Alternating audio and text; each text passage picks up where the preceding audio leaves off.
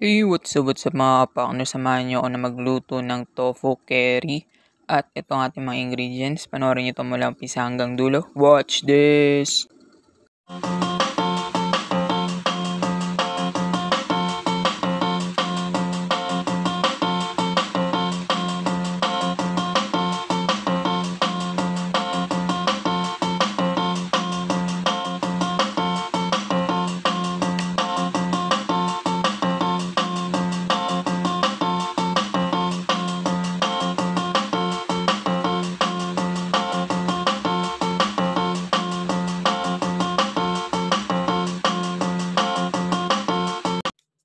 Siyempre nga pala, kailangan natin ng sibuyas at bawang at ng bell pepper.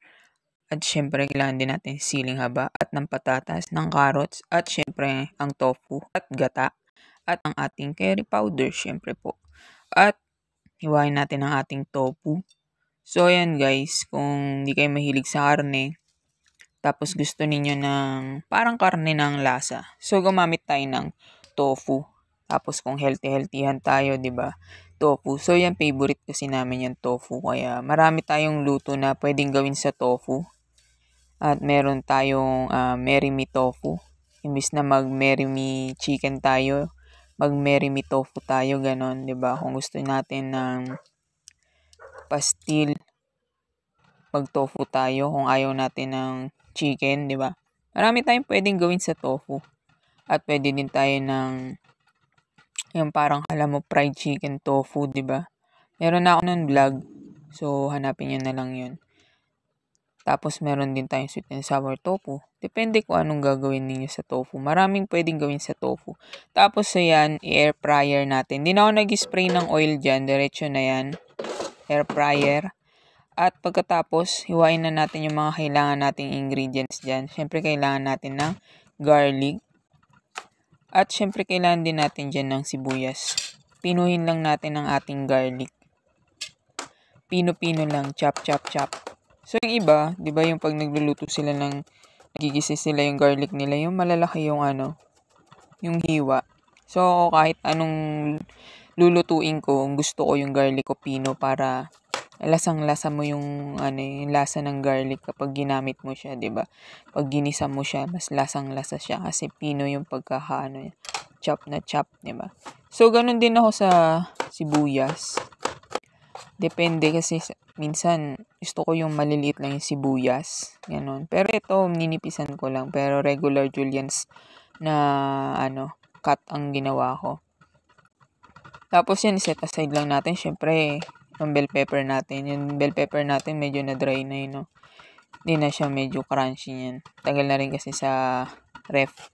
Pagkatapos, dinice ko lang din yan. Kinat ko lang sa dice yan. At syempre, kailangan din natin ng siling haba or siling panigang para medyo may anghang ating tofu curry.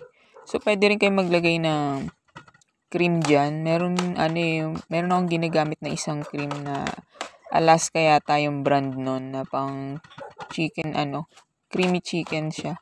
Or chicken cream. Makalimutan ko na yung pangalan. So, basta yun. Naglalagay din ako ng ganun sa natin. Curry. Kahit anong curry luto. Chicken curry or tofu curry. Kaso ngayon, daw ako nakabili. Kaya, ang ilalagay ko lang ay gata. Pwede na yun. Kasi hinanap mo sa tindahan, wala silang ganung tinda dito sa mga store. So, yun. Pagtyagaan natin gamitin kung ano lang meron sa bahay. So, ayan. Patatas. Balatan natin. Yung carrots, meron na ako nun na nakabalat na. Kasi nga, di ba, nung nag-blanch ako, tapos ilagay ko sa freezer yung mga ibang gulay. Ayun, yung carrots meron pang available sa freezer. So, yun yung gagamitin ko. Tapos, ikat lang din natin yan ng sakto lang. Pwede din naman kayong hindi maglagay sa tofu curry ng patatas at ng carrots. Okay na tofu lang, 'di ba? Tapos lagyan nyo lang ng spices. Tapos lagyan nyo lang ng sili. Okay na 'yon. Masarap na rin 'yon, 'di ba? Pero syempre, ako favorite ko patatas. Tapos si Mikia favorite niya yung carrots. Hindi pwedeng mawala yung favorite namin, 'di ba? Yan, lahat 'yan ilalagay natin 'yan. So syempre, pag nagki-curry tayo or kahit anong niluluto kong minudo man yan o curry or apritada, pag may patatas, piniprito ko muna yan. Ginaganyan ko muna. Hanggang sa medyo hindi naman golden brown. Basta medyo ma-fry lang, mawala yung starch niya. Kasi kapag di natin ginanyan yan, yung mga liluluto natin na may mga patatas, carrots, nadadali silang masira or mapanis. So para hindi tayo mapanisan, yan, natin, medyo iprito natin yung ating patatas at carrots. Yan, lang natin. Medyo golden brown lang, kahit deep fry lang. Ito malsik pong patatas yun eh. Pagkatas niyan, ihanguin natin at iset aside lang muna natin. Para mamaya din, hindi na rin siya mahirap pakuluan kasi syempre matigas yung carrots at patatas, di ba? Unting unting kulula lang. Mabilis na lang din siya lumambot, di ba? At syempre matagal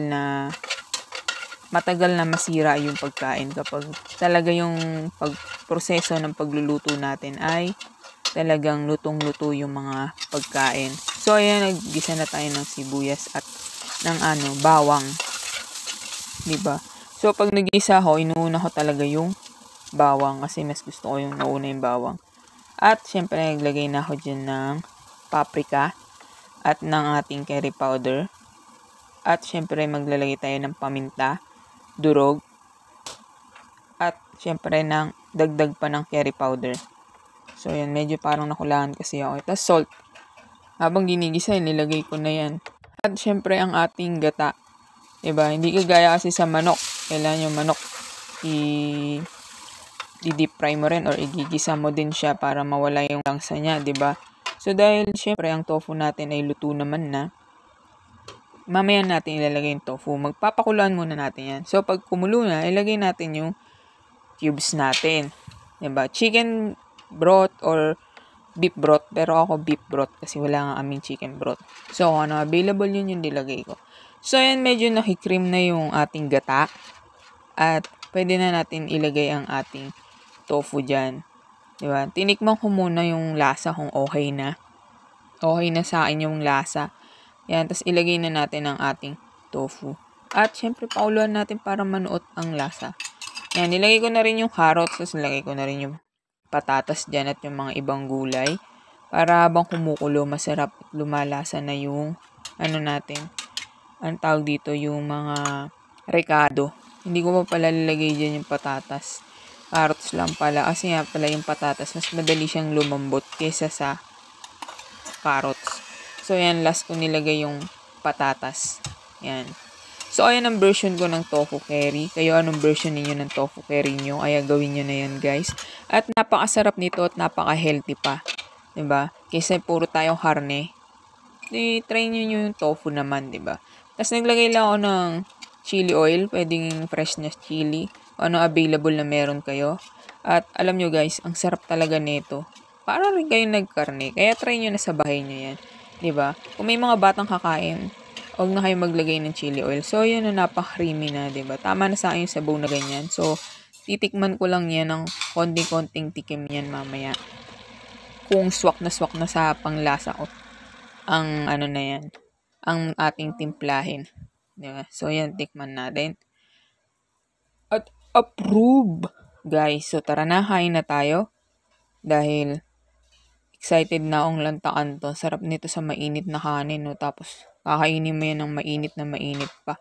So, yun, tara guys, kain na tayo. Sa mga hindi pa nakasubscribe, subscribe na po kayo. Sa mga nakasubscribe na, thank you very much. At syempre, huwag niyo pong kalimutan na i-hit ang notification bell button para lagi update sa mga bagong video na ina-upload namin. So, ayan guys, kainan na tayo. Brown rice, ating rice, at ang ating tofu. So, abangan nyo pa yung mga susunod na tofu recipe natin, guys. Marami pa tayong i-upload tofu recipe. Kaya, syempre, like, comment, and subscribe lang tayo, guys. At thank you very much sa mga nag-subscribe na. At comment down, syempre, kung meron kayong mga katanungan dyan. At syempre, guys, maraming salamat sa panonood mula umpisa hanggang dulo at hanggang sa susunod na vlog na ito. Thank you very much. Bye-bye! Ingat!